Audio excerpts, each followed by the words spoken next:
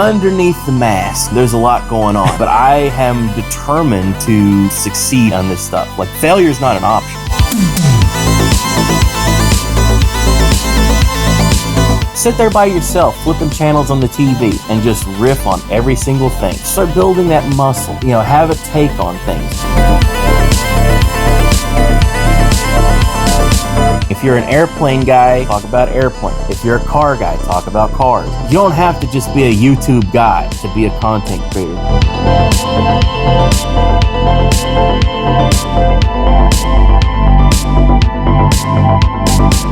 You're the only person I know who is substantially and perpetually ahead of the game with the content they make. The core pillar would be the 4 S's: sourcing, sorting, scheduling, and then the socializing.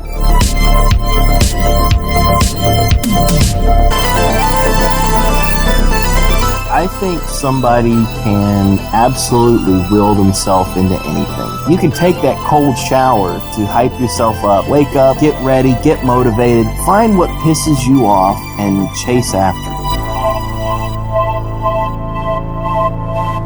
it. Hey, welcome to the Create Unknown on this Lieberless Valentine's Day. But, we are your Valentine this year, and you are our Valentine. You're our Habibi. We are your Habibi. Anila Dodi Vidodi Li. It means I am my beloved's and my beloved is mine, from King Solomon's Song of Songs. That's how we feel about everybody in the TCU community. And we're actually going to get right to it. But first, that chapter will be on the show next Tuesday, the 21st.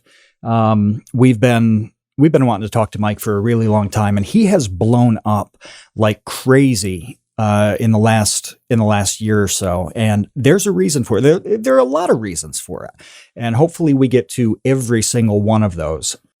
But my mom asked me today how I was spending my Valentine's Day, and I told her I was spending it with a sicko and a bastard, and then I refused to elaborate. Our endeavors, Vsauce 2, The Create Unknown, etc., are largely educational and informational. And honestly, that's not that hard. It's pretty easy to make people think about themselves or the world around them. It is much, much more difficult to make them laugh. And that's a little bit paradoxical when you consider how much people want to do it. But the real problem with online funny is that it's a saturated market with a grim wheat-to-chaff ratio. And finding ways to laugh on a platform like Twitter is truly Sisyphean. When you do find a great account, it's usually not long before they're banned.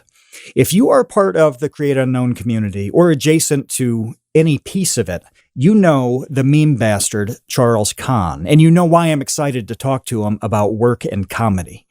I know hundreds of creators, large and small. They make hour-long videos, they make tiny tweets, and no one puts in the work like Charles. His meme account is a round-the-clock feed of funny that knows just how hard to push against acceptability. It's like a Price is Right bidder who never quite goes over. He experiments constantly with what people like, including an intriguing focus of late on AI's potential for having a role in online comedy. But here's how good he really is. Last week, I asked him how long it would take to put together 50 memes on a specific topic. When I woke up the next morning, I had an email of a zipped folder containing 50 memes on that topic. And it's not just the memes. Charles streams wearing a luchador mask and co-hosts the Real Weird Sickos podcast with Dojangles. They'll hit their 50th episode this spring. But baked into the posts about Garfield and wrestling, classic video games, and Dungeons and Dragons is an exceptional understanding of people, what and how they think and feel. You've got to know them to make them laugh. It takes a lifetime to develop this, and Charles is better at it than anyone I know. Since I met Charles, he has made every single day of mine a tiny bit better, and that is peak art and entertainment. It's the real goal of everything that we talk about in every episode. And what we all say about Charles behind his back is what you should strive to have said about you, that he works harder than absolutely anyone, and that he's a loyal, supportive friend. So despite it being Valentine's Day, we do need to wrap up this love letter. Charles, how does one become a meme bastard? Well, hi guys. It like you were saying, you get deplatformed, banned, kicked off, and see, it comes from True. wrestling. There's a great wrestling bit where Dusty Rhodes was run out of town, defeated, done dirty. You can never wrestle in this company ever again. Next episode of the show, here comes the Midnight Rider, who sounds a lot like Dusty Rhodes, but he's wearing a mask and he's coming in hot. He's ready to rock and roll in a way that nobody ever has. He's wined and dined with kings and queens. He's laid in alleys with pork and beans. So, that's what we do. Oh my God.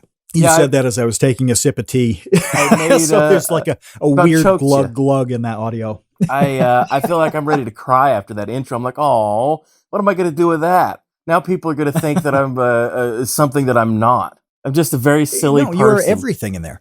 Just a very silly person. That's all I am. Yeah, but you do the important stuff and you don't seem to complain about it. I mean, you know how, so like I said the thing about you being loyal and supportive, you know how much of a big deal that is, because how many people have we both seen, people we know too, where like the online friendships and relationships and all that stuff are extremely fickle. Who you're friends with and who's in your circle 2 years from now is usually not the same. And it's almost always for really bizarre, dumb reasons. People just don't hang around and be cool and do, helpful things with each other and all that. But you do the basic stuff that adds up to meaning a lot. And I think it's important to call that out and just say that, because I said, I think when we were talking to Billy that like a lot of people in this space don't make very good friends, and nothing has happened lately that's that I'm alluding to. It's not that at all. No.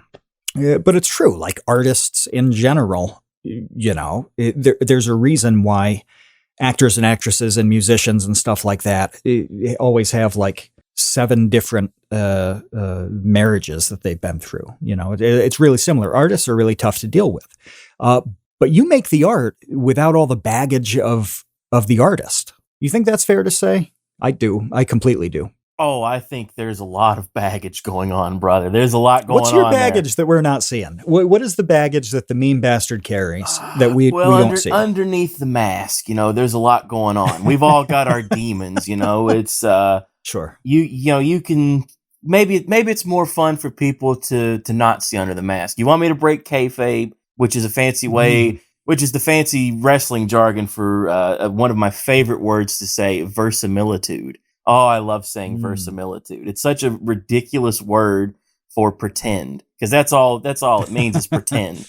Like we play pretend. We all wear masks one way or another. We all have the social mask that we put on, that we go out, and that's who you see. The real Charles is a guy who is, I don't know if it's spite. I don't know if it's grief. I don't know if it's just sheer anger. But I am determined to succeed on this stuff. Like failure is not an option. It's not want. Never run on want. What do I need? Like you said, you needed 50 things. I said, well, we can get him 50 things. I can't get it to him right now. When you asked me, I was like, oh man, he's going to have to wait 8 hours till I get home from work.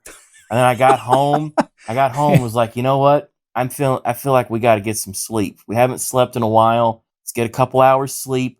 Then we'll show up fresh. We're going to hit it hard. Mm-hmm. And that was. But you also told me that too. You said, this is how long it's going to take. This is when you'll have it. And that was like the end of the conversation. Why and would you just I did it. And we both moved on. Yeah. But everybody else does. I mean, like a crazy example of this is dealing with sponsorships and integration type things. Like, you have to come to an agreement on what's specifically going to happen, what you're going to do, what you're not going to do. So like where a thing is going to go in a video, the brands want it to be as close to the beginning as possible because they just want to take advantage of the most people.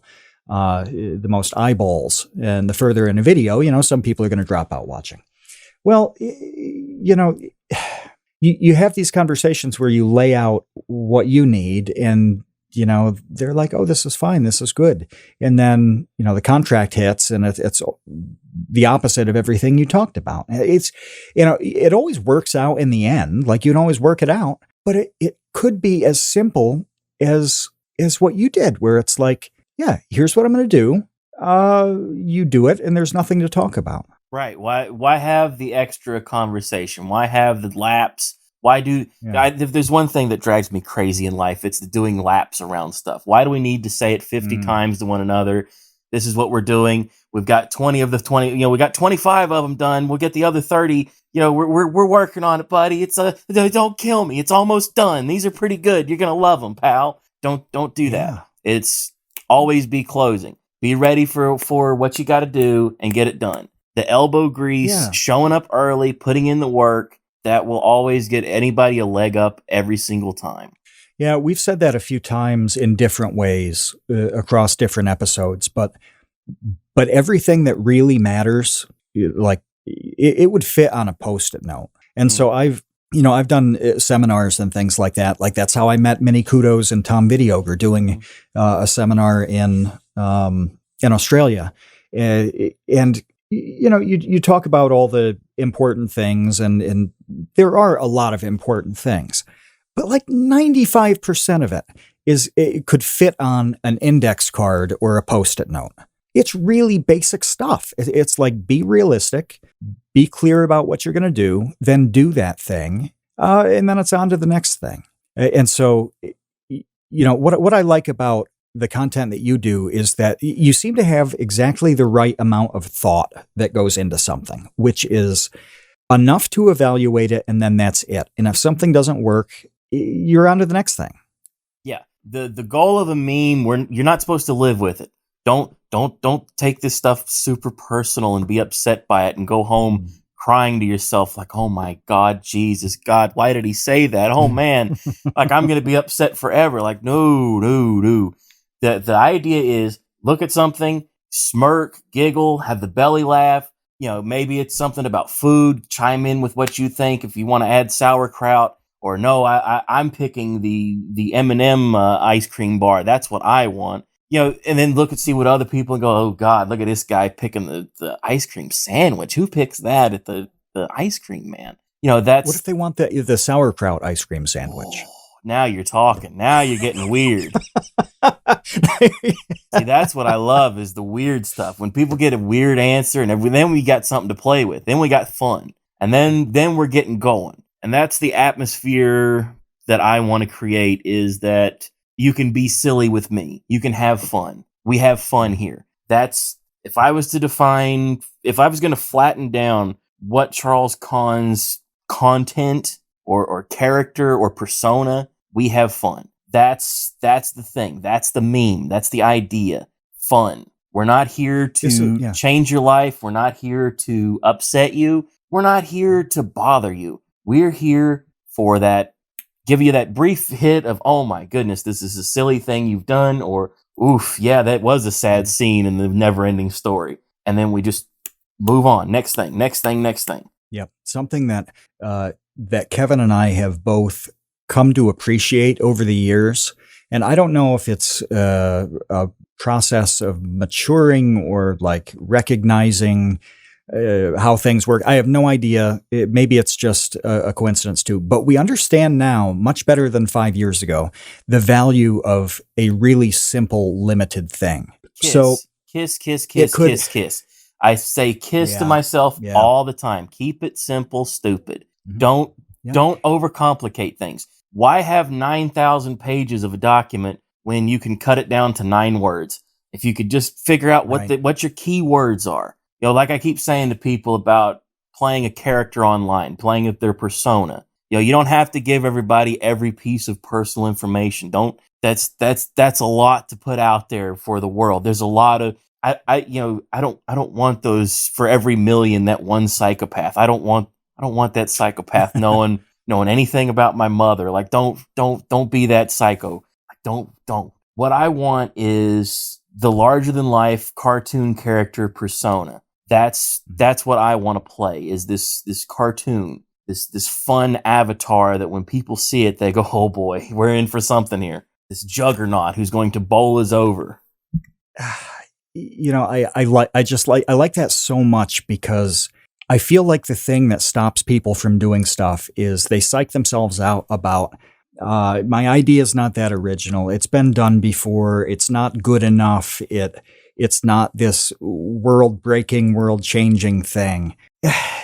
None of those things bother me at all. I don't care if something is completely played out. I don't care if I've posted something 100 times, 1,000 times. If it was funny a year ago, it's funny today. Even if it says 2019 on the meme, who cares? We're going to run it anyway. We're going to see how people react. Maybe it being old and moldy is what makes it funny. Seeing like all the crazy compression on the JPEG and how bad something looks. Maybe that gets people going. Maybe some people look at that and go, well, this isn't a clean looking thing at all. This is very dirty and filthy. And I think that's part of my character too, is the filth. Is this raw, dirty, like unclean, like you there's always this, like, I've noticed this with a lot of like influencer types where you see the girl standing there and everything's so clean and she's got her big coffee mug. Hi guys, how are you? Completely polished. Yep. And it's like, I want to have pizza boxes and garbage surrounding me when I'm on video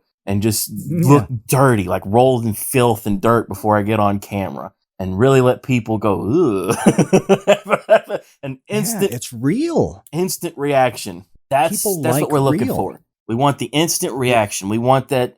You got to have the reaction. You got to be able to play and work with emotions. Wrestling, you have heels and you have baby faces. You're good guys and bad guys. Works whether it's Star Trek or if it's comic books. It's all that sort of thing. Even the Bible has heels and baby faces. You have Samson and Delilah. You have all these characters. The basics of storytelling is conflict and playing with emotions. Now we could talk about the Scottish play, or we could talk about an episode of Star Trek. It's the same stuff. It's all conflict and figuring out what is the intended reaction of this story that we're telling. What are we trying to convey? What's the reaction we want to get? And sometimes you get the wrong reaction. Sometimes it's like, ooh, you guys are really mad about this, and this was meant to be silly. Ooh, I don't know how to deal with this. I want to really overanalyze a short thing, because you mentioned expressing something in 9 words. One of the funniest things online, like in the last 5 years or 6 years, whenever it was, Drew Gooden had that little clip with the roadwork sign. It's like a 6-second Vine level video, and the joke is just roadwork ahead. Yeah, I sure hope it does. That's it. That's it. It's all funny. It's stupid. That's all it needs to be. And it's totally okay to have a 45-second short that accomplishes something extremely simple. It's okay to have an educational video that is 2 or 3 minutes. We brought up the Destin Sandlin weird chicken head stabilization video. That wasn't long. That wasn't like a 30-minute examination. It was like, no, here's a cool thing. And then everybody went on with their day. This is okay. It's okay to post a thing that's going to make somebody chuckle, and then everybody moves on. That over time, that's the kind of thing that builds up an account, a persona. You are where you are on it. So let's talk now about you've accepted that. What you do, building that out at scale. Think of the empty notepad. Write down 30 quick little goofy things like that. Now go out and film them. Now you've got 30 things to play with. You can schedule those out 30 days. There's a whole month of content of these quick hits of just, it doesn't even matter how silly it is. 2 + 2 = 4. Oh God. And slap yourself in the face. Like that's really dumb, but it's content. And it doesn't matter. Yeah. What you're looking to do is you have a lot of hours to fill. There's a lot of hours. And some content's going to be great and going to be, hope the road works ahead. It's going to be that banger content. That's what you want. You want just a pure joke that works. Yes, and you want that one that's going to sail and fly as far as can be. And you see it in all the meme channels and everybody like messaging you like, "Oh man, this was a good one, pal." You get once you get that feels great. But then So I have a question. You got 1,000 hours. Oh, yeah, okay, go ahead. go on. You got 1,000 hours to fill. You got to have something to fill that time. And that's where... Right. You can't wait around for the perfect things. Having this archive of just stuff that you can pull from. Knowing what wells that you can go to constantly that are always going to work, and knowing what's worked in the past and being able to build off of that with a new twist or a new take. Go ahead, Tabor. You had a question. I don't know what you've been sipping, but you've got it all wrong. It's time to commit to the leaf. We've embraced the smoothness and surprising pick-me-up that tea provides. I literally drink it all day long, nearly a gallon a day, and it powers me through research, script writing, and forums on websites that I refuse to name here. But we don't drink normie NPC tea. We drink cultured and refined anime tea from the Dragon's Treasure. Kevin still likes the gunpowder green called Space Cowboy, and I've sampled nearly 40 Dragon's Treasure teas at this point. Lately, I've been slamming black teas like Kentucky Bourbon and liquefied Berserk Despair. Scottish Breakfast is deep and peaty, and I smooth it over with Sebastian's Morning Earl Grey, which has the best vanilla cream taste I think I've ever had in a cup. Give me a pot of that with a hot meatball sub from Sal's Pizza and Brooks Barbecue Chicken to wash down my last meal on death row. I highly recommend the sampler packs. You'll want to try everything just like I did. I literally have not had one tea that I wouldn't be happy to reorder. The Dragon's Wings membership fuels new tea experimentation, and the Tea of the Month Club provides a regularly scheduled surprise. And when you order from the Dragon's Treasure using code CREATE, you'll get 10% off your order. That's 10% off using the code CREATE at thedragonstreasure.com. The link's in the description. So there, you mentioned this like pull up notepad or a notepad. I guess you're going to do it in the analog way. And you write down 30 things. It made me think of a quote about Moshe Dayan. He was the chief of the IDF, the Israeli Defense Forces, in the 50s. He wears an eye patch, or wore rather an eye patch, and it made his look iconic. Good look. Yeah, it's a classic look. Maybe I'll wear 2 eye patches. Well, there's a quote from Ariel Sharon about him that was roughly, I forget the exact wording, but it was roughly, Moshe Dayan wakes up with 100 new ideas every morning. 95 are dangerous, 3 are bad, and the remaining 2 are absolutely brilliant. Well, he was somebody who could have 100 ideas a day. You're somebody who can sit down with a notepad and write down 30 things. How do you unlock that? How does a normal person stop overthinking on stuff and complete a task that's like sitting down, coming up with 50 ideas and actually doing it? How do you do that? I sit down like a madman with the empty notepad, and I just start to write down it's like a brainstorming session. Write down what you're thinking, figure out what you're looking for. Say I want jokes about the Crusades. Start thinking, well, what's a Crusader do? What are they looking for? They want the Holy Grail. They're looking for retaking the Holy Land. They got it's a lot of them saluting one another, talking about how great God is and for God and country. Reclaim the Holy Lands. And just start going through that thought process, building it out. Maybe it comes from my theater training and the improv stuff, because I've done like all those goofy improv games where you pretend to pick up a sewer thing, like, oh man, this sure is a heavy, what do they call that? The big sewer lid. Oh man. Is that a manhole cover? Manhole cover, yeah. Where everybody has to hang on to it, and you're in like a circle, and you're all trying to lift this heavy manhole cover together, but there's nothing there. It's all improv.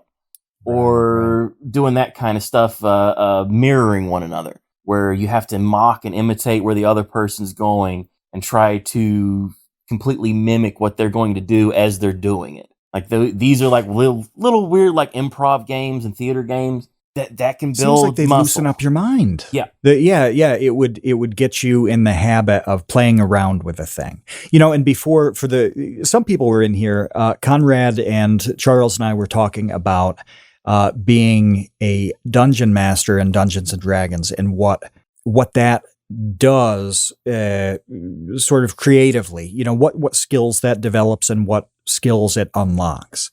It seems like And actually, Kevin has talked recently he talked about doing improv stuff in college and how useful that was for him. Lou Perez talked about it as well some time ago. A lot of people, this is one of those threads where they connect just tons of people we've talked to. Other than theater and improv groups, like what's a way to develop that kind of comfort with playing around with ideas and not getting too precious about any of them, just having a good time, holding court with people, and hanging out, being in a group of people, and being a cartoon of a person, and just everything that comes. Just sit there by yourself, flipping channels on the TV, and just riff on every single thing. I guess TV's not really a thing anymore because I'm old. I guess watching YouTube compilations of commercials. You could do it on YouTube. Yeah. Yeah, you could just do it on YouTube videos. Come up with the riff. You could sit there and react to them. Yeah, start building that muscle. Have a take on things. And the piece of advice I got about the internet was nobody likes a mild take where it's like, yeah, I kind of like Tabor. It's either I hate his guts or I love him dearly. Yeah. It has to be the extreme. It's never. He's okay, I guess. It's all right. This Tabor guy. If you think about something like Angry Video Game Nerd, there were games that he loved. He loved a lot of some of those classic games. He'd point out some of the problems, but they were really one way or the other. It's like The Goonies or Jaws or something is impossibly awful. Yeah, like it is a 0 out of 10. Or this thing is amazing. There's not much in between on those. And that seems like a good place to start is having like really harsh reactions to things, whether the pendulum is on the good side or the bad. And then maybe figuring out and thinking about some of the stuff that's a nuance, in between those two takes. See, I think that was the brilliance of his character, was that he gets you in the door with I'm the angriest guy in the world, and then he starts kind of breaking it down, like more calm, like in the like the talk over sections. Like that's the Incredible Hulk is not always just this angry, mean thing destroying stuff. People love that part. That's what they're there for. But there's a lot of deep lore where it's a lot of the Hulk trying to figure out who Hulk really is and trying to fight with his own inner demons, where there's multiple characters floating around in the Hulk's head, and the dynamic between the Jekyll and Mr. Hyde, to bring it back to the Angry Video Game Nerd with the most god-awful video game ever created. What's your least favorite, by the way? Ooh, for me it might be... Because you are a connoisseur of games. Oh, I'm a connoisseur of retro media. I love... Yes. I love game design. I love gaming. Like you said, the Dungeons and Dragons stuff. I love that because it's a live game. Because you're running the game and interacting with people. Like that's so much fun because it's storytelling, but it's also a game, and it's live, pal. Like you can't really fake that. Like you have to get in that flow state of like hyper focus of like, all right, we're on it. If I get the rules wrong, it's like, I guess I got the rule wrong. Well, this is how we're doing it this time. Maybe we'll figure it out next time. Do it different. It's a hard thing to say. The Rise of Robots is the worst video game ever made. Rise of Robots? Horrible Rise fighting of Robots? game. Oh, it's a horrible fighting game from the 90s. Hyped to death in magazines and video game TV shows of the era, and it was abysmal. You have one character to pick from who can do very basic moves, and it's an abysmal game. Oh, even the cover sucks. The cover looks like... Yes. It sucks from top to bottom. It really does. It's like somebody commissioned the cover on Fiverr, but they only paid $2. The artist had a gun to their head, and the only instruction was like, here's your title, make something relevant to Terminator 2. This was a very expensive video game for its day. Hyped to death and underdelivered, and just a disaster of a video game. What platform was this on? Oh, computer. So it was on everything. Originally developed for the Amiga. The Sega, the Super Nintendo. It was on all of them. And it feels like once every 5 years, I'll see the title Rise of Robots and go, oh God, no! Rise of Robots! Oh, this looks terrible.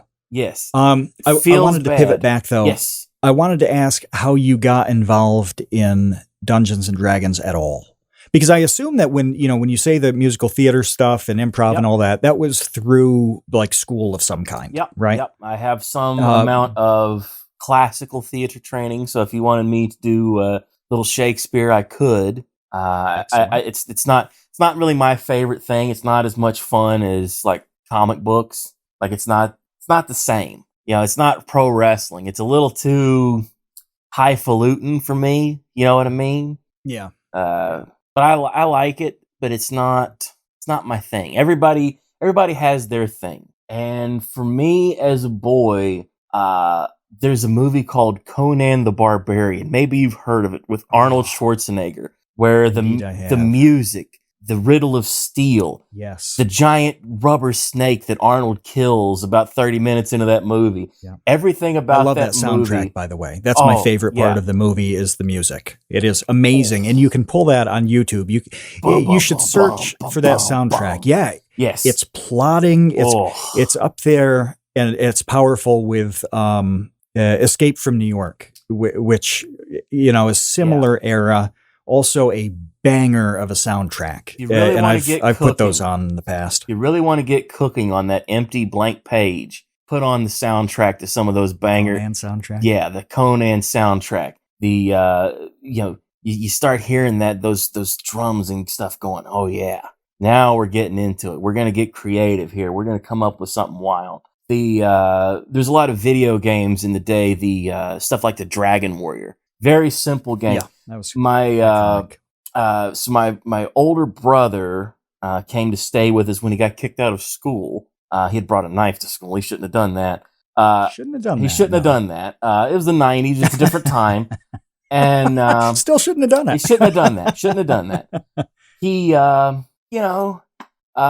we rented a game called Breath of Fire, and I was blown away by it. I was like, oh man, look at all this. There's so much going on here. Like there's a story, and you power up your guy. Like this was such a cool thing. And he's like, oh, you like this? I got this old game, Dragon Warrior, if you want it. And it's like, yeah, I'll take it. I'll play it. And just completely absorbed me. Like captured my imagination in a way. This big, giant world filled with so much to do and so much to explore and all these characters to talk to. And then you start to find ads in Batman comic books for, I believe it was the Palladium Books is what the ad was. You see like this giant robot smashing a guy. It's like, order our thing to buy our products. Like, oh yeah, I got 75 cents. I can send off for this. And then you get the thing in the mail and it's like, oh, it's a whole bunch of books. And then each one's like 20, 30 bucks. And it's like, oof, really need this Ninja Turtles RPG. We got to get this.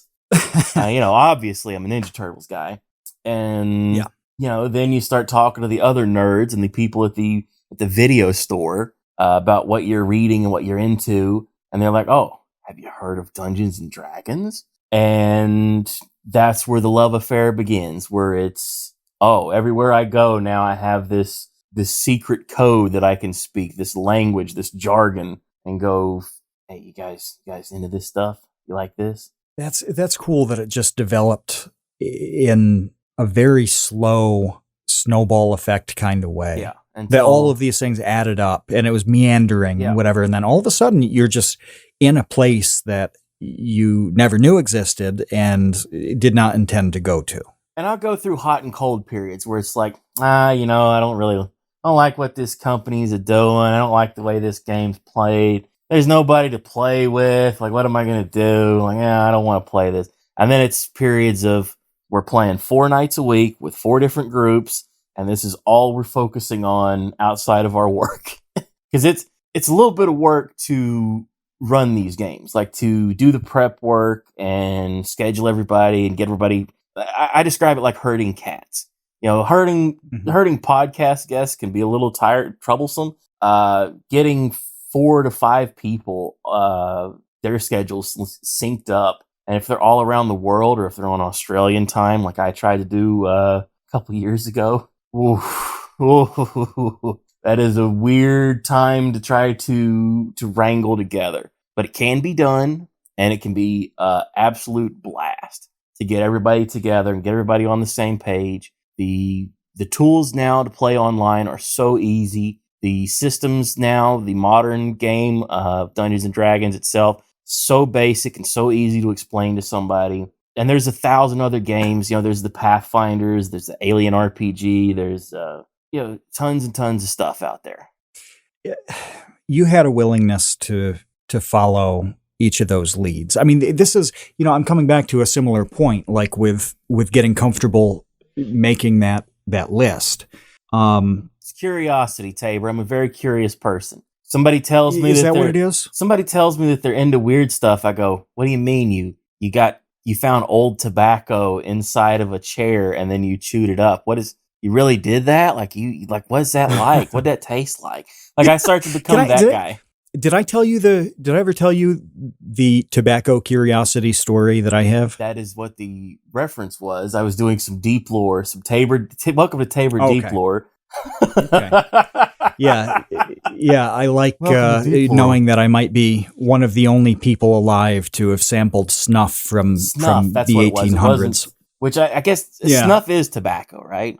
It is, yeah. I feel dumb asking that question now. Yeah, the terminology has changed over the years where, now it refers to something people chew, and even the term snuff has fallen out of fashion. But originally, way back in the day, and you'll see this in movies that especially are like 1700s England, they'll put a little pinch of it, and just snort it almost like a cocaine kind of snort. Yeah. So I know they would have the snuff box. They would always have the snuff box. Right. I've heard of snuff boxes.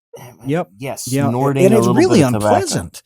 The whole thing is just super, super unpleasant because it's not dust. I bet that'll wake very, somebody up. very finely ground. Yeah, you can see when you watch in these movies too, somebody does it and they they're startled back. Yeah, and I never fully understood why it was so good because we're talking tobacco. We're not talking something with some insane kick. It's like if you did that with like an ounce of Coca-Cola. Well, yeah, you're getting like 4 milligrams of caffeine, but what's that even do? So I never fully understood why it became a thing, but I totally understand why eventually people just said, we're gonna generally smoke this and stop just jamming it in our nasal cavities raw. But yeah, I think it is a curiosity thing. If somebody isn't naturally curious, because you and I know all sorts of people, I'm not talking YouTube people. I'm talking generally in life. We're both people who kind of collect interesting contacts, Well, there's got to be something that they're interested in. If there's one thing, if you're an airplane guy, talk about airplanes. If you're a car guy, talk about cars. If you just like to go out fishing, then, write down 30 things about fishing and then just start doing quick little videos. And then now you've the snowball effect. Now you've got 30 videos of you talking about fishing. And, you get into a content rotation with that sort of thing on social media, like TikTok, Instagram, YouTube. You don't have to just be a YouTube guy to be a content creator. There's a lot. And even if you get banned. And right now, that might even be a liability. Yeah. Even if you get banned, there's a lot of outlaw platforms.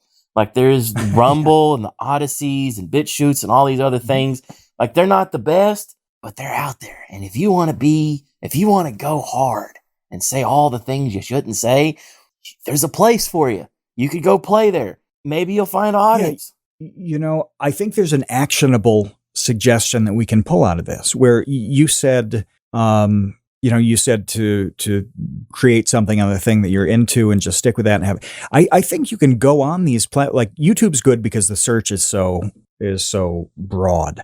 Like you can search the thing that you're into and just start watching what other people do. Yeah. I've been watching a lot of videos on ammunition reloading lately. That's mostly all I watch about. There's like. I'm thinking what I watched that's not work related and it's basically reloading stuff. Well, that's very different than anything that I've been involved in making, so the personas are different. The quality is different. It's all completely different, but the enthusiasm. I started to see the enthusiasm. Yes, absolutely. That is the same. It's the same with everything. There's a guy called the Ultimate Reloader who's one of the top people in that reloading content space. And his whole gimmick is just reloading stuff. That's it. It is that specific. It's reloading. You know, at this point, he's really established and successful. So he has, you know, I think like every time a new reloading product drops, you know, they send it to him to review and stuff like that. That's a good gimmick. So it's really cool. Yeah, but he's enthusiastic. He's honest. His production value now is good, but it's simple. You know, it's him at his bench talking to the camera with a good background. Occasionally it's an overhead thing where he needs to show a machine do something. And he, you know, when he's like listing the pros and cons of some device, it's just a slide that's on the screen. You know, it's nothing amazing or fancy. It's really good. He's got, a normal personality. I mean, he could be your neighbor and you wouldn't think twice. Be like, oh, this is Gavin, my neighbor, and he just happens to be into reloading. That's all it is. That's his thing. And he's built a giant brand on it, making videos that are incredibly useful. I mean, I have gotten so much out of so many of his videos where I have saved money by not buying things that turned out to be a little bit wrong for me. I basically saved money by never spending it in the first place. And I've just made smarter decisions on that. And it's a really niche thing. And that's also a general area that you could tell. He's an expert. Yeah. You can smell it. You can smell that this guy knows what he's talking about, that he's not just reading off a script. You know, even if he was, whoever's writing that script knows what they're talking about. They know him. Yeah. They know him and they know the subject. But what really shows with him is that he totally understands the journey from zero to knowing a lot about it. And he was talking in a video that I saw, I don't know when it was from, could have been old. But he said he got into reloading because he had this, you know, gun that he really liked, and shooting it was very expensive. And he didn't want to drop, you know, $20 a box on, to be able to shoot this thing. And he's like, well, I'm going to look into reloading because then I can make what I need cheaper. And that was it. That's how everybody does it. He got started with just pursuing his own little passion. And now years later, he got to know more and more about things, and he enjoyed it and just went deeper down the rabbit hole. And he's got a really good thing going. And it's a topic that is not shockingly YouTube friendly because it's reloading. He's not firing guns on screen. Anybody who follows content creators that deal with that stuff on Twitter knows that YouTube is really cracking down on certain types I heard there's of something, content. If you fire 26 bullets, I think that's what it was. If you fire, is that it? Is there a numerical limit? I think it's 25 rounds you can do, but if it's 26, oh, buddy. It's such a weird, arbitrary thing. I can't remember if it was the clip size or something. It might have just been the amount of times they can fire. And it's ridiculous. That is I know there's fighting restrictions too. Like if you show two people fighting in a video, that can get flagged. And that's just a part of normal content sometimes. You know, the Vsauce 2 video that came out today called Why Snitches Get Stitches, it has about a 3-second scene from The Godfather, James Caan laying a beat down on somebody. It's an iconic scene. But it's just about like the mafia enforcing when somebody breaks the code of silence. Well, that's part of the thing. There's nothing weird. It's not glorifying violence. And actually, it's not even close up. The way that shot is filmed shows all the kids in the neighborhood and everybody on the street watching this fight. So the actual fight takes up like 20% of the screen. It's almost a detail. That's a normal thing to put in. And well, if YouTube's going to identify a punch in a video and strike it, you know, like whatever. My point is that people are still making content that helps people, entertains them, and does extremely well just because they were curious and they pulled on a thread. I think that's where the best content is finding somebody who can be that expert. And if you're not the expert now, you can do the reading, you can do the research. You can be that guy who puts in that work. Anything I can find, like these old D&D books, any of them I get my hands on that people are passing to me, like, hey, take a look at this. I remember showing you one. It was an old Castle Greyhawk thing that was multiple columns of text. It was just this gargantuan thing that went on for too many pages of that. And I just was skimming through it like, oh my God, look at all this. This is so crazy. Doing that research and looking into things and finding out what other people are up to. The TCU, one of the big things you guys always harp on is this island. Don't be on an island by yourself. There are other guys doing similar enough stuff to you that you can talk to them and share resources. Like every meme guy, they're doing similar things. Sometimes we're posting the same stuff and it's kind of cyclical and kind of all doing the same thing. We're not in competition with one another. We are, but we're not. We're all together. You know, apes together strong, like the Planet of the Apes guy. You want to have that team. You want to have your crew, and building out that crew, having those people that you know, that you can work with, who always have your back, who if they find out how to schedule stuff out on Instagram, they'd be like, oh, hey, buddy, guess what, man? You could totally schedule stuff out on Instagram. Whoa.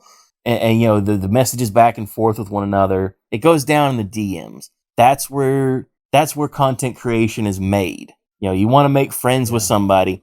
You get that follow from somebody who's doing something. Even just send them a message like, you know, hey man, love your work. Good to see you. Hope we do something down the road. Simple message. It's easy. Doesn't have to be a paragraph. Like I feel like the Charles 3 years ago would have wrote somebody the letter, be like, Dear Tabor. Oh, I did some of those way back in the day. You want to hit the 9 words. You want to hit them quick. Hey, buddy, good to see you. Let's hang sometime in the future. That's all it takes, and that's one of those less is more scenarios for sure. And knowing what your relationships are, like I don't want to dump on somebody. I don't want to be like, oh, hey, Tabor, my house burned down, man. It's real sad. Like I don't know how I'm going to deal with this. This is awful. Like I don't want to lay that on people. Like when that happened to me, like that day, I was going to say this is not hypothetical. Yeah, this is not hypothetical. And you could have handled it completely differently, and you didn't. I was like, okay, what are we gonna do? We got to do the podcast today, then we got to work tonight, and like I'm not worried about memes. That's all scheduled out. Should be good. And it was a lot of like that. The first day that it happened was so weird because it happened late at night. And it was like this out of body experience where you watch 30 guys in yellow just destroy your house with water hoses. It's like, oh, it's a weird feeling. And it's not really what the audience is looking for. They're not looking for bum out. Like, oh man, his house burned down. It's like, that's a little too personal. Yeah. That's not persona. That's not what we're looking for. We're the character. We got the social mask on. We are the masked bastard. It's not Charles Kahn the guy. It's Charles Kahn the character.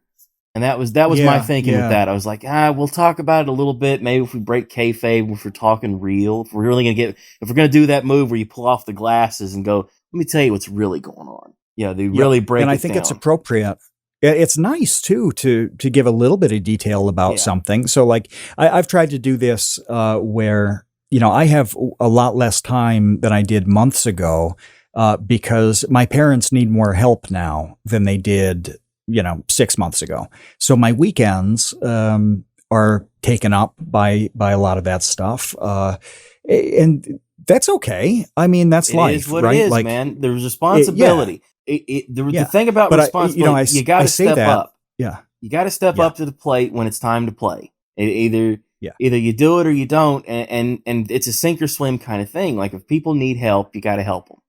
Right. And I wanted to, at times I've dropped this and they've been like, because with streaming, I really love streaming and on Twitch, I'll sit there for a couple hours doing brass cleaning with, for reloading duties or, some leather work, stuff like that. I like sitting there and just talking to people as I do it. I really like hanging out with everybody.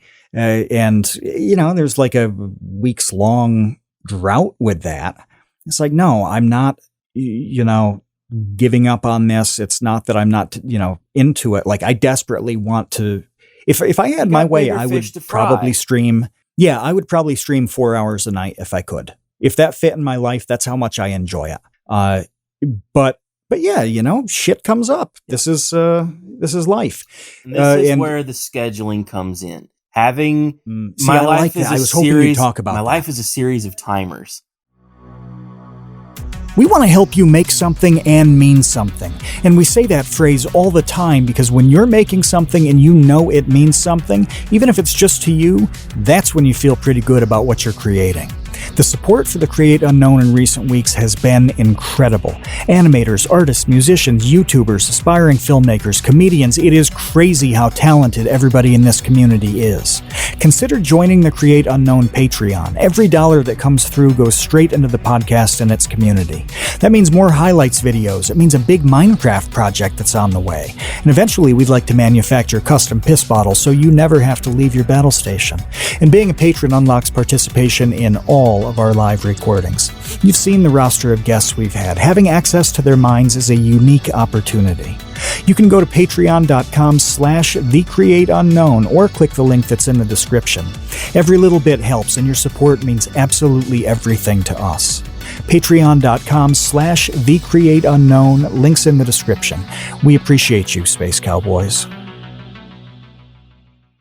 You're the only person I know who is substantially and perpetually ahead of the game with the content they make. And I want you to detail how you do that and, well, like why you do it, really. Well, it's compulsion. Like I said, if I have idle hands, I don't want to sit around bummed out. It's like there's a lot of shit that bothers Charlie. Okay, there's a lot of demons going on. We don't want to let them loose. We're gonna keep them pushed down as tightly as we can and cover it up with work. Idle hands are the devil's playthings. And so if I can be silly and funny and sort through all this crap, the 4 S's.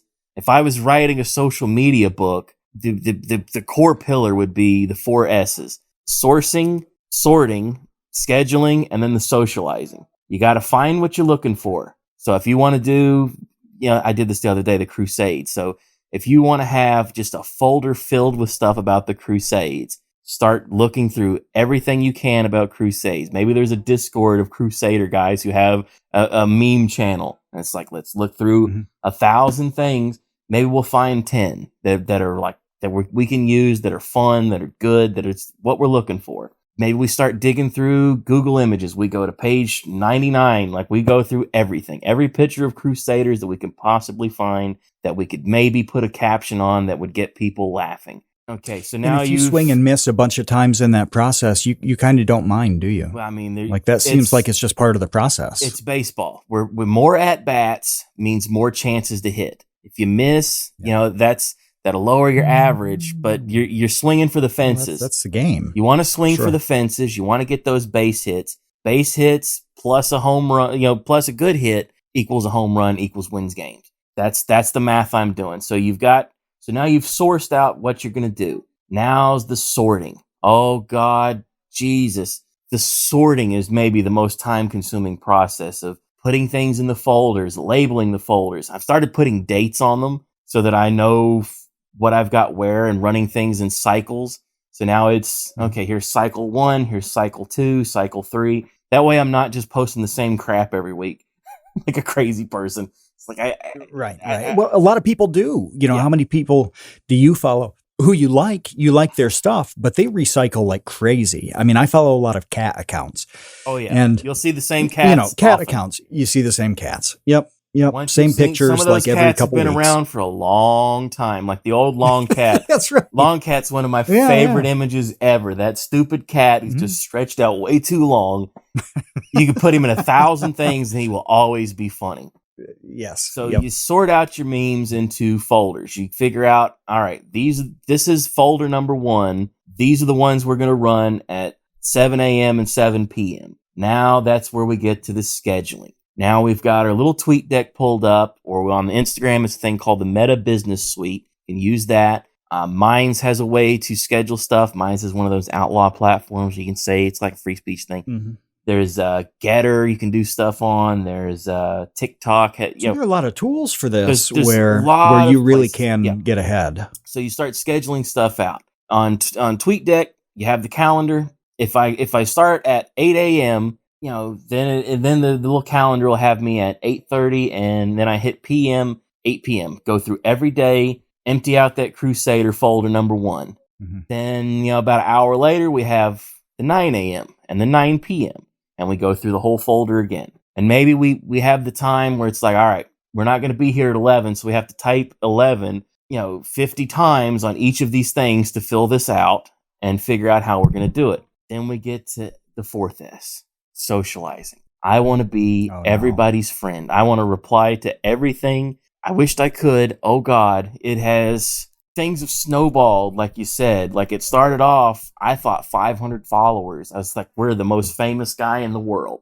We have 500 people that tune in to see the goofy stuff we post. Weird things I find funny. And then it just snowballs from there. Then it's 1,000, then it's 3,000, and it's 9,000. Yeah. And then we hit 50. And how quickly you bounced back too when you did get wiped.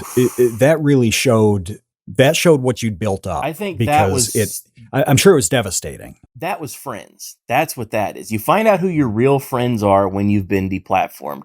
The quote that I used that day was, I don't think of it as losing. I think it was 18,000, 20,000, something like that on the original account. It was just wiped. It was DMCA strikes over old memes that had a Tokyo Ghoul song. The one where the guy's crying. It was that.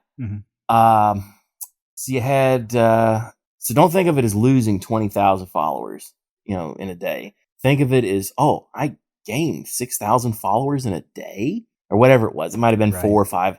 Doesn't matter. Gain those followers. You get to go through a really good experience again. It felt like, I know it's a pain, but it felt like, the way I would describe it was like It's a Wonderful Life, where at the end of the movie, everybody comes in and is like, hey, George, like, we heard you were struggling, Bobby. Here's some money, man. And then here comes the next guy. Hey, man, we know you're having tough times. Here you go, man. Let's get this done. Let's pay off this old fart. And then here, next thing you know, the whole friggin' town's there, and everybody's there. Everybody's happy. And it's like, oh my God, like, it was, it was a real rallying moment for me. It was like, oh man. Like, maybe we got something here. Maybe we can do this. Maybe this isn't just a fluke. Like, we didn't accidentally get to where we're at. Like, we can actually do it. And you set, and for me, it's setting goals for myself of, well, can I do this? This challenges of, could I write in somebody else's voice? There was a YouTuber who was asking he wanted people to work with. I sent him an email, never heard back. Saw him do a bit on TikTok. That was a very funny bit. Oh man, it was a funny bit. And I thought, it'd be funny if he did this. And I started writing them out. I was like, let me see how many I could come up with just sitting here in bed one morning. I wrote out about 30 of them. That's my magic number because that's a month. Sent them in. About 2 hours later, the email comes back. Oh, these are pretty funny, man. We're going to use some of this. And next thing you know, he's using them. And they do some big numbers. And now we have that feather in our cap of, we wrote for this guy. We can point to this and say, look at this, everybody. We did it. We wrote for somebody, and they changed one word, made it 10 times funnier. I was like, they took it to the next level. The way they delivered. That's how it works, though. That's good. Yeah. It was a great experience. They got it customized to that. It's a great experience. It's one of those things where, like even getting to be on the TCU today, it's one of those moments where it's the real Rubicon. We've crossed into something different now. Maybe it's Alia Jacta Est. Maybe it's that scene. The TCU die is cast. That scene in The Beautiful Mind where all the guys start walking over, handing them the pins. It's like, now we've done it. Or maybe it's more like, Jordan's been signed. He's been the draft pick. He's on the team. Now we got to deliver to slam dunk. Now we got to win some games. Like, we've made it. Yep. There's always a new mountain to climb, and there's always somebody way up higher than you. Like, I'm sure as popular and great as Vsauce 2 is, there's guys, you're like a Mr. Beast or somebody. Like, you guys look like, oh man, Mr. Beast is doing so well. Look what he's doing. And then Mr. Beast is like, we talk to educational people on the ones that we get on the podcast. It's almost always because they're doing something better than we do. It's interesting. There's no end to that stuff. And even if you are at the top, then your goal is like, how do I make this a little easier on myself? How do I scale it? How do I maintain?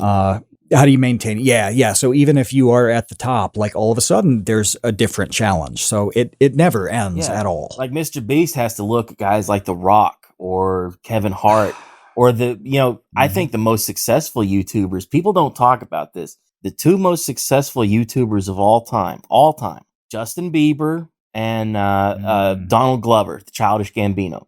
Those two guys were YouTube guys. They got their start on YouTube. They put in the hours, they put in the work, and they, if you want to use the word superstar, like that is a level of celebrity that is well past, like my Totally mother global. knows who those guys are. Right. When people who aren't into your thing know who you are, that's a level that is beyond normal stardom. And there's a lot of people that get to that level that they need writers, they need editors, they need people around them. They need somebody to feed them a joke. Somebody has to come up with the Netanyahu gag. Somebody has to write that for Kanye. Yeah. So I know you've got a stream coming up in, at the top of the hour, isn't it? Bottom of the hour. Is it? I got which one is 00, top or bottom?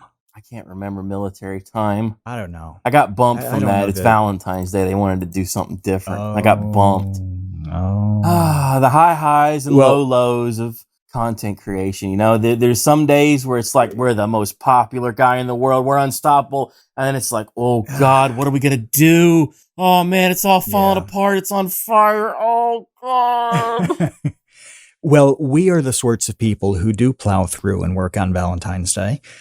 But I wanted to ask you about this because one thing this is something that nobody, I don't think would ever really say about themselves. So I'm going to say it about you. You have a really healthy obsession over things. Like you seem to grab onto something and then just go for it. And it's all you think about. And you just keep going and going and going. And Kevin is like this with things. Like he goes down rabbit holes like crazy. We don't do this to our detriment, but it's like curiosity to the nth degree. Do you think that can be developed? Can somebody kind of will their way to obsession, or do you have to land on a topic that you are naturally obsessed with to put that amount of time in? I think somebody can absolutely will themselves into anything. Mind over matter in all things. If you there's all sorts, not to get into the occult and mysticism and all this garbage, but there's all sorts of crazy, wild things that people can do. Like guys who can stand there and think, my stomach is iron. My stomach is iron. I am pure steel. And then get kicked in the chest and it doesn't bother him. The Houdini would do a gag like that where people would punch him. He had a way that he would tense up and hold. In fact, if I'm remembering the story right, there was a guy, that was how Houdini died. He was sitting in a chair and a guy run up and said, "Hey, let me do the gag," and punched him in the stomach and like ruptured something because it was a young guy. But he wasn't ready. He wasn't ready for it. He didn't get to stand up and psych up. Yeah. It's like ruptured his spleen, I think is what I heard. But you can absolutely will yourself into stuff. You can take that cold shower to hype yourself up. You don't need a snort of snuff. You stick your head in a cold shower, wake up, get ready, get motivated, find what pisses you off and chase after it. There's so many frustrating I dropped things. this a couple weeks ago that I'm operating on the tagline of hurt, hate, and be happy, where I want to really push myself. I want to do so many things that I am sore the next day. That's what I mean by the hurt part. And the hate part is also extremely healthy, where it's like, you really need something to be fixed. Like you hate the fact that this is not fixed or done right or done at all. And you're like, that's unacceptable to me. I am going to commit to doing the thing. And then just generally, feeling good and being happy about it. Like you described with getting banned there. You turned that into like, I'm about to make 5,000 new friends again. I would describe like that. That's an attitude thing. I would describe it. It's the sort of thing where you have to get done what needs done. You have to do the work. The Ronnie Coleman, the big power lifter guy, he would say, if you aren't working out, somebody else is. And when he meets you, he's going to be better than you. So you better get your shit together. Mm-hmm. And it's like, oh, wow, that's a great thing to keep in mind. You can always be working on something. There's always another D&D book to read. There's always some weird new rabbit hole to look down. The chat GPT AI thing. You can look at all these tools. The AI stuff is so fascinating. I could talk about that for 2 hours of how you can use that and play with that and work with that to create different things and get you going. Like, even if you were the most boring person in the world, you could say, give me 10 interesting things I could talk about on a video, and it'll just start shooting them back at you. And it's fascinating that you can do that sort of thing. It can take my dummy talk and make it into smart talk. Well, I want to extend that. Artificial intelligence. I want to extend the stuff that you've just said and hit on this part for the last bit.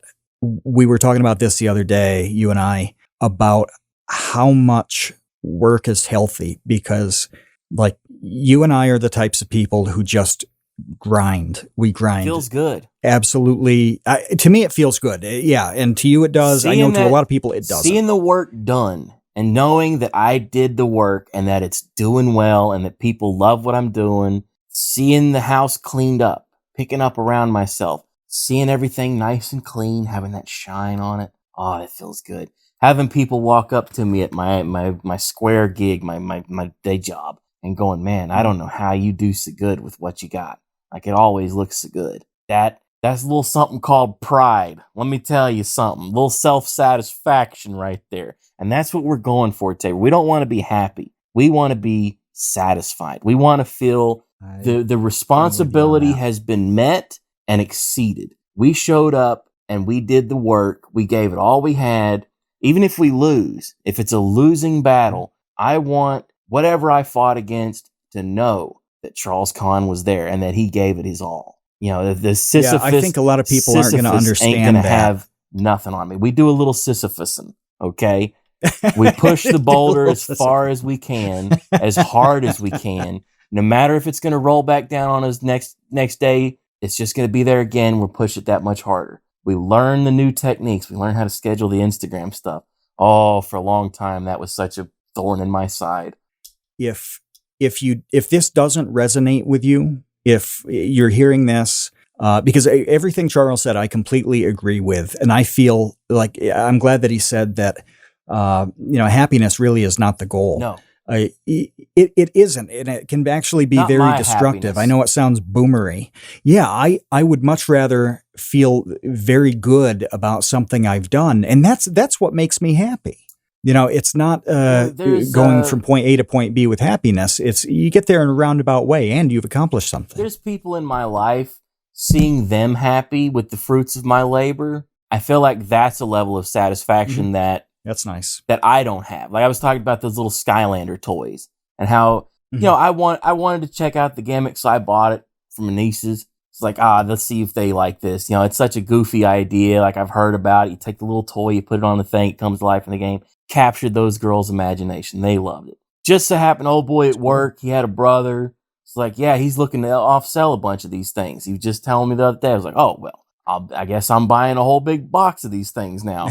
And the girls are going to have they're going to have a ball with these things. And they did for however many years that was hot. Like they love those little toys. And having the money and the knowledge about video games that I have, that, this is the hot thing. The kids will love this. Like at that point, it had kind of cooled off, but it was still a hot idea. It was still a cool gimmick. And the reason why I brought it up today was I got a 3-year-old niece, another one. It's like, I got to get her those Skylanders. Like the other girls are older now. They're done with it. The baby will love it. She'll love the little Tiki Man, the Robot Dragon, and all these little guys. Everybody has their favorites. That's the fun thing about goofy characters and toys. You can have your favorites, and it's different for everybody what everybody's into. Everybody does their own thing. And I hope everybody listening goes out and does their own thing. Don't try to be Vsauce 2. Don't try to be Mr. Beast. That's right. Be the first you. Yeah. You want to be unique, be your own character. You can take bits and pieces of what other people are doing. Like I saw That's a popular guy the other day that the Mr. Beast video, the way he's moving his hands and stuff that reminds me of Kudos. Kudos is doing a lot of body language like that. Like he's pretty good about that sort of thing. It's like, ooh, we got to write that down. Yeah, and I've talked about the intros to this show comes directly from me really enjoying and having watched every single episode of Firing Line with William F. Buckley. I liked the way he introduced guests so that if people watch, if it was somebody very famous, and it often was, you would have a good time listening. It wasn't retreading over the same stuff. And if it was a more niche person who you didn't know, by the time you got done with that intro, you had enough of a sense of them to enjoy or follow along with the next hour of discussion. So that, you make it your own. I mean, when I say I lifted it from that, I mean in the loosest possible way, where it's like you spend 2 minutes going over somebody's stuff, and if they've had bad times that are relevant, you mention those because that's real. So yeah, I mean, you watch other people's stuff, you watch the Vsauce2s and the Mr. Beasts, and you follow the Charles Kahns on Twitter, and just go with what you like, what you can get obsessed with, what you can seriously put the work in about and feel good about yourself. Yeah, I mean, everything that you've said adds up to that. People should not be afraid of the work. Yeah. There's a way to do the work that works for you. There's a way to simplify things. There's a way to get into a rhythm, get into that flow, to where now I open up my meme stuff and it's like, I can crank out 50 memes in an afternoon and on a specific topic and feel pretty good about it. Feel proud of myself and go, these are good. This is some funny stuff that we've come up with, and they're going to do some numbers. That's what you want, is to get that expertise. We have not even begun to scratch the surface on a lot of these things. I do want to talk to you at some point about the AI stuff, because what you are doing with that is seriously fascinating, and it's interesting to see you talk about it behind the scenes and then follow that account. Only scratching the surface of it. I feel like like when you said 2 hours, that was real. Like you absolutely could talk about that for 2 hours. Yeah. So we're going to have to figure out some streams or a return or something here, because we have way too much that we still need to cover. But we have to jettison you to back out to the unknown. No, don't put me back. We're casting you into the unknown, casting you back into the unknown abyss. But there's a question you're getting here. Okay. What's my persona? Actually, you know what? You're going to get 2 questions. Oh, no. And the first one is, what is your persona? I feel like, so when it comes to furries, a lot of people, so there's some deep lore on Charles. I got into the internet through webcomic stuff. I became an admin on a popular webcomic forum, and that was where I first encountered furries and was horrified by them. Oh no! As a teenager, and I am horrified by them now as a man. I wish everybody the best. Like, let your freak flag fly, do your own thing. But like the mascot costume stuff really, really bothers me. I suppose if I have to be anything, I have to pick Ninja Turtle. I was going to say you'd be a good turtle. I feel like you could make me a scaly, work. I think is what they call that, right? I think lizard. So it's so weird. We asked this question, but neither Kevin or I. Yeah, neither of us have any attachment at all to furries, so we don't actually know a lot. We've learned a lot from the responses to the questions, and so I thought it was just dudes. Finding out that gals were into it too, like my mind was blown. That has to be like 4 or 5 years ago when I found that out. I was like, "Oh, you're kidding me!" Like, and I started to think, like, well, yeah, I guess gals would be into it too. Why wouldn't they? And just like, well.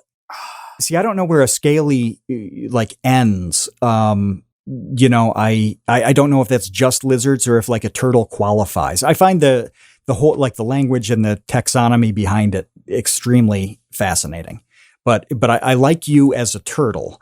The second question is, and you and Billy are like the 2 people who are just better positioned to answer this question than just about anybody. Yes, I love Billy How the does Fridge. somebody become? He's amazing. Love He's him amazing. dearly. Would marry him right now if I needed to. If I needed to. Sure. Not wanted to, but no, somebody's got to have a need. Yeah. But how does somebody become an interesting person? What makes them interesting? Ooh, it's got to be the curiosity, right? It's got to be, you have to be curious. You have to be interested. If you're just sitting around, waiting for something to come to you, the world's just going to blow right past you, pal. If you're out there listening to the Create Unknown thinking, I want to be a content creator, stop making excuses, start doing it. Be the change in your world that you want to see. If you're sitting around bummed out, start picking up around yourself, start cleaning up, go on a walk, clear your head, start making those progressive changes. Like that's the only way that things ever going to work out for you. And I will say that people who are curious and obsessed are almost always extremely interesting to talk to, even if you have no knowledge or interest in the thing that they're into. And so I like following along when you're talking about wrestling stuff, even though I don't watch wrestling. I don't watch a lot of wrestling you or Conrad, either. I watch old wrestling. Like new wrestling, I don't want to watch new wrestling. Yeah, you actually never talk much about that. I want to see old wrestling. I want to see the best bits. I tell you what I watch more than wrestling. I like to listen to wrestling podcasts to hear Vince McMahon's right-hand man explain exactly what they were thinking about how they come up with, the Macho Man is going to turn bad guy and he's going to be mean to Miss Elizabeth and talk about how Hulk Hogan has lust in his eyes and how they work backwards from this is where we're going, where these two guys are going to fight one another. Let's start them off. Let's have them be pals. They're going to shake hands real slow together and be the best of buddies and then become bitter enemies and build that storyline and all the different twists and turns along the way. That is fascinating to me. There's a one for the WCW guy, the guy who was in charge of them when they defeated Vince McMahon, and listening to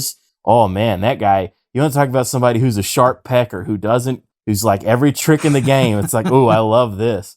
It's where I picked up the word derivative. Nothing is ever a ripoff or a homage. It's derivative. It's nice derivatives. Listening to that stuff, that's fascinating because that's what's wrestling is fascinating to me. It's a live action stunt show that has comic book storylines and characters wrapped around it. I love comic books as well. And again, it's the old comic books, the stuff from when I was a kid and before. That's usually where my focus is, like these old Swamp Things. I could sit there and read through old Swamp Things, about how it's like the one where Gotham City is overgrown with vegetation. They've arrested Swamp Thing's woman for being in an interspecies relationship. And then you see the Batmobile cutting through all this jungle of stuff, yelling at Swamp Thing through a loudspeaker, "Get out of my city." Batman hops out with a flamethrower, blasts him. Thought, oh, we've got him. Swamp Thing's done. No. Here comes Swamp Thing, reforms into 30 Swamp Things, and then gives Batman the ass whooping of a lifetime. Maybe the best ass whooping Batman has ever taken in a comic book, to the point where they end up giving Swamp Thing his woman. He leaves the city, no problem. That's what comic books need to be, is this over-the-top fun craziness. Well, I think the theme that we take from us talking is like kind of everything needs to be that, not just comic books. Just plain commit Turn the volume to up. Good fun. And yeah, that's right. Just blast it. Have a good time. Take it seriously, but not too seriously. Get obsessed. Work hard with it and be patient. The Rock. I'll leave you with one more thing about The Rock. There was one of the old-time wrestlers just happened to walk by and go, "You sure are a cocky little sumbitch. You think your shit don't stink, don't you?" And The Rock just snaps back with, "Buddy, if you could smell what I'm cooking, you would really know." And that's his catchphrase. Like from the talking to people, you can come up with so much. That holding court, carrying on with people. Just start taking notes. Yep. Just be silly with people.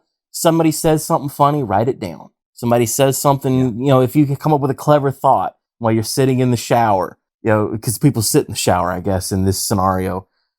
That's where the Redditors get their shower thoughts. Yeah.